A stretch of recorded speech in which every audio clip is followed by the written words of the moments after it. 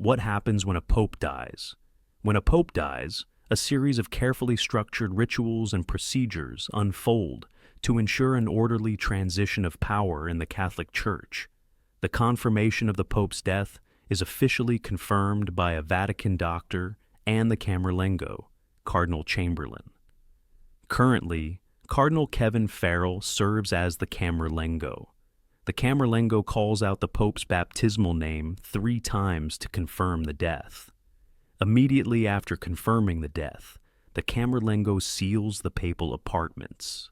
This is done to prevent unauthorized access and protect the late Pope's personal belongings and documents, including the will. Secondly, to avoid potential fraud or manipulation of papal documents that belong to the previous Pope. Further, this is to ensure that items or decisions that can only be handled by the new Pope remain untouched during the sede vacante period.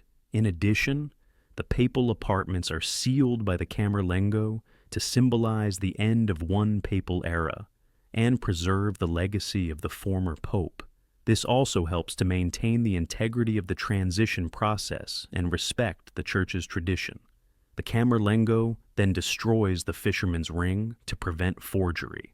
This is the ring that the Pope wears, and people kiss it whenever they meet the Pope. Once all those rituals have been done, the preparation for burial begin, and new Pope election too. The Church enters a 9-day mourning period called Novendiale. The Pope's body is dressed in white papal garments and placed in a wooden coffin lined with zinc. It is then displayed in St. Peter's Basilica for public viewing. The funeral takes place between 4 and 6 days after death. It is held in St. Peter's Square and led by the Dean of the College of Cardinals. Once the funeral is done, then we get into a period of electing a new pope.